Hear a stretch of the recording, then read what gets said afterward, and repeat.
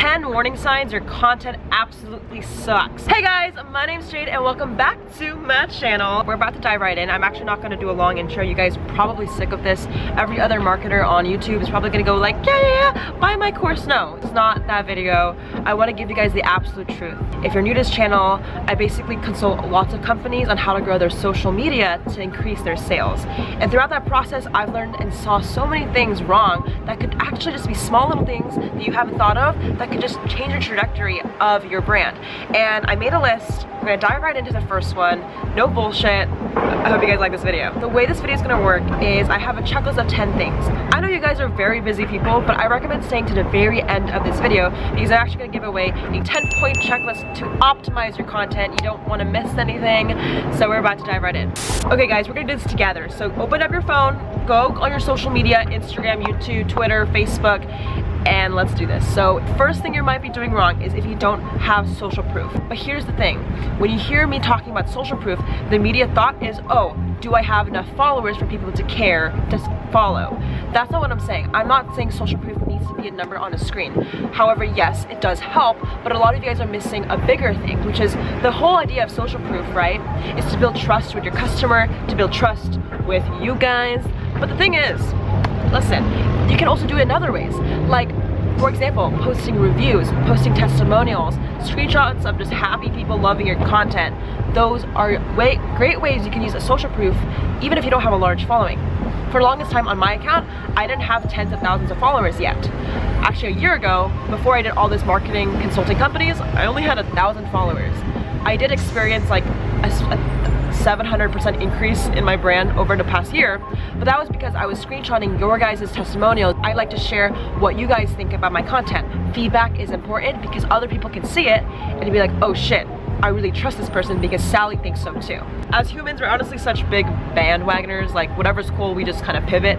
So if you can do that with your brand in a way that's subtle, not just showing your followers, but maybe just showing, hey, these are 20 people that love my content. These are screenshots of happy comments from my last post. That is a huge indication that you're using social proof to build trust. Okay, cool. So the second problem is if you don't bring value to the table first. This is all about reciprocity. Whoa. I'm actually currently back in LA. I was on a Europe tour meeting you guys, consulting and doing a little business trip.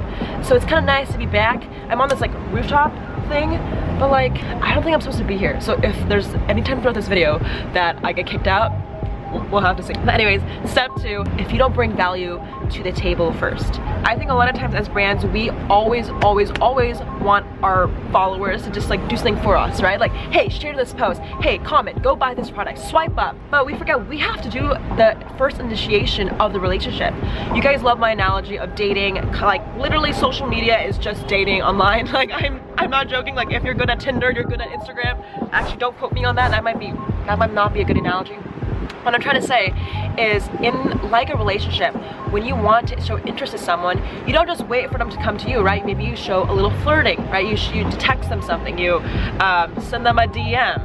Same with here. You want to flirt with your audience. So if you're not flirting with your audience, if you're not DMing them, if you're not saying, hey, thanks so much for watching, if you're not literally going one-on-one and telling your customers or followers, I know on this page we might be on different points of our career. Maybe you're an influencer or maybe you own a company, but the idea is the same. Like whatever you do on social media, you need to build that, hey, I scratch your back, you scratch mine. The best example of this is when you do a free gift. If you can give your followers something, like, hey, thanks so much for being here, here's a contest. That's the best way for me to just show thankfulness and gratefulness for your account. Third thing you're probably messing up on is not being a likable brand. I know, that sounds really weird. You're like, hey Jade, what does that mean? I like my brand, why can't people like mine? I'm not saying likability is like you love the product. The product I'm sure you guys are extremely proud of is solid. What I'm talking about is if your brand presence online isn't likable.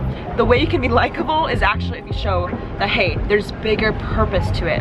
As humans, psychologically, we just like doing something that benefits others. Like deep down core in my like really tense, stressed heart, I just want to help everyone, right? Like I love business, I love sales and marketing, but at the end of the day, like I just want to give. If you can give people the idea that your account is, there's bigger meaning. For example, if you have charity work, right? A lot of brands these days donate half the proceeds to a charity they believe in.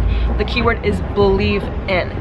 what I've seen done wrong, a lot of you guys are doing wrong, is just thinking that it's enough to have good content marketing and a beautiful layout, right?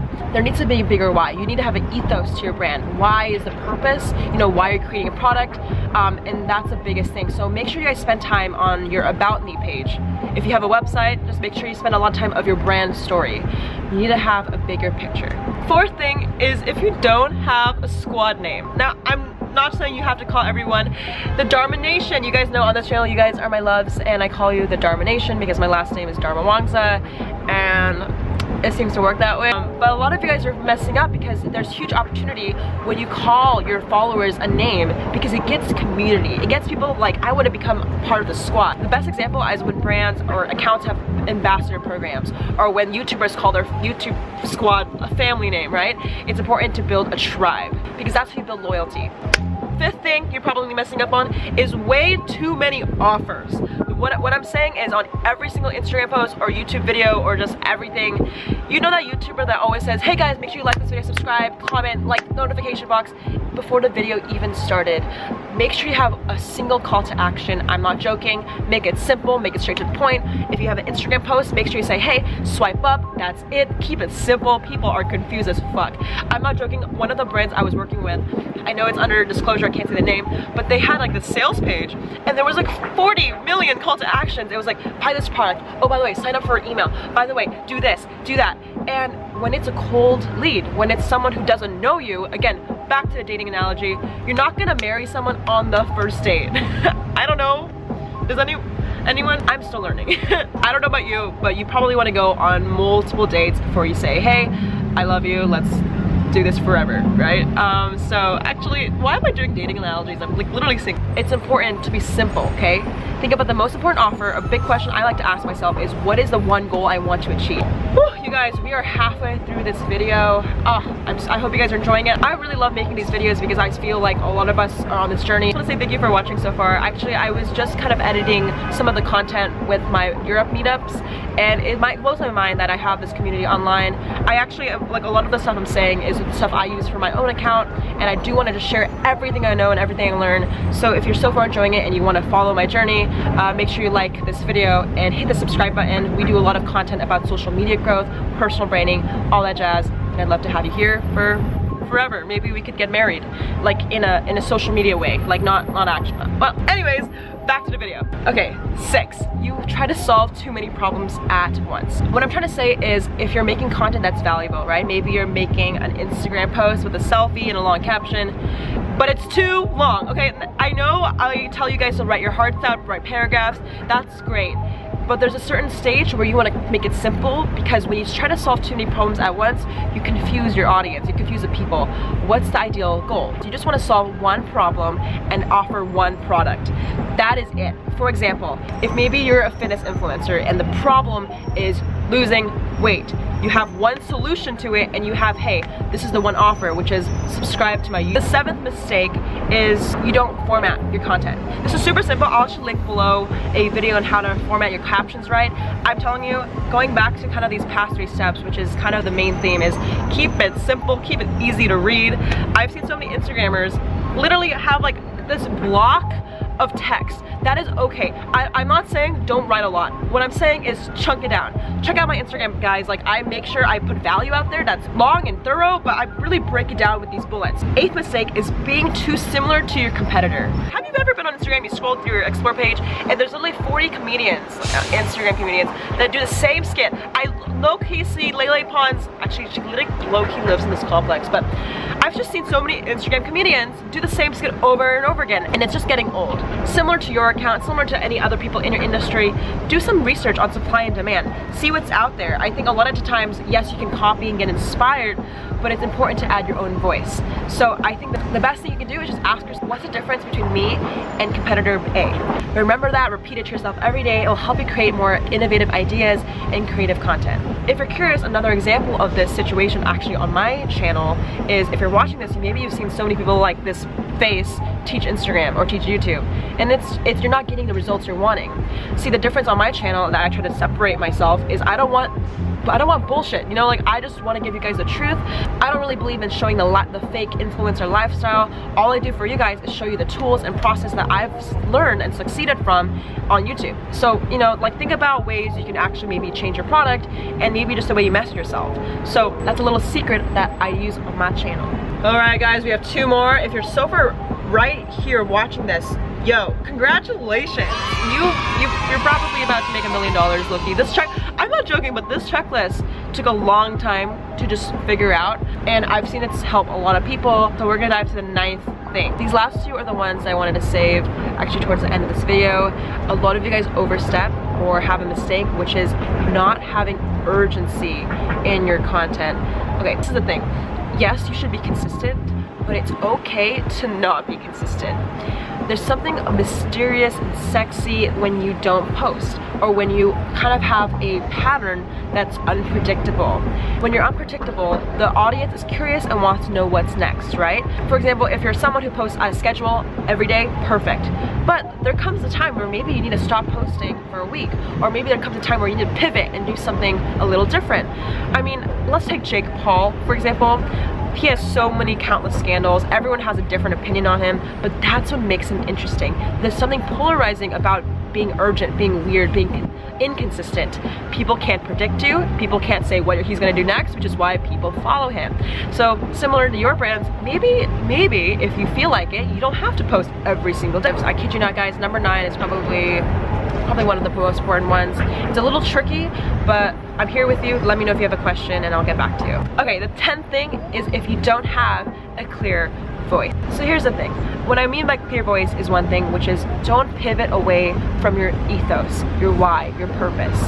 A lot of brands and personalities really just mess up because they start losing their identity. I've seen many scandals. When you start losing who you are, what your purpose is, what you bring to this planet, it gets really easy to start saying things that might offend people.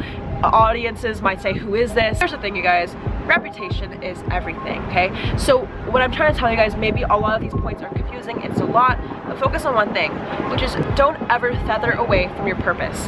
If you start losing who you are as a brand, your audience also will be confused, right? So an example of this is if you start chasing numbers and bullshit KPIs. A KPI, by the way, is a key performance index. It's what a lot of brands use to measure success. Anyways, say you chase a number like 1 million followers on Instagram and that's all you want, and you'll do anything to get there. But maybe the cost of it is you have to do some really whack things, like really bullshit things to the community, really horrible things to say on the internet, and at the end of the day, it will ruin your reputation. So what? You get 1 million followers, but you yourself don't accomplish your purpose. So my biggest thing is have one single voice. A voice of, hey, this is my mission. You know, I think you guys should spend more time on your account saying, what do I really want to achieve out of my account? And I feel like once you focus on that, all these other 10 checklists will come together. What I want you guys to do is check the link below. What's gonna happen is there's actually a checklist I made for y'all to kind of run through every single post. So before you do something, before you reach a campaign, you kind of go through this checklist and say, hey, am I moving forward in my reputation? Am I fucking up? Well, it's free. A lot of these other marketers are gonna charge you probably $1,000 for it. Shout out to the comment winner. Shout out to the comment winner. Comment on this post to be featured in the next episode. So I've been doing a thing where I've been shouting out you guys, whoever comments on my past video. Today, if you want to be the next comment winner on my next video, just comment below actually a question you have, what your thoughts are, and I'll feature you next time. But the key is, you guys, if you're someone who maybe is like, hey Jay, this is super cool, I want to apply this to my brand, but I don't have enough time. I actually do a lot of marketing strategy, and I'm opening a few more clients for the month of September and October. I'm an influencer who helps brands generate millions and millions of impressions. If you're out there and you would like more help, I actually have my email below. You can contact me for more. But if that's not you and you're just here for a good time, that's totally cool. I love you so much. I literally don't want anything from you guys but to give you value and to help you out as much as possible. So leave me a question and I'll get back to you soon. But I hope you guys like this video, and make sure you turn on post notifications. If you want to see my next content, yeah, cool. No, seriously guys, I'm super excited for the next product launches. My app is very well on its way coming out. We just launched its version 1.0 to our beta group, and so yeah, super excited. Thank you so much, by the way. If you're someone who really was caring about my mental health, and my last video when I was talking about like my shitting problems, thank you so much. I'm doing a lot better ever since I landed in LA from Europe. my stomach has been actually functioning. So thank you for all the prayers, thank you for all the blessings, and thank you for just caring. Like, you guys are fucking dope. Anyways, Dharma Nation, I actually have a meeting to run to. I love you so, so much. I'll catch you guys in the next one. Goodbye. Mwah.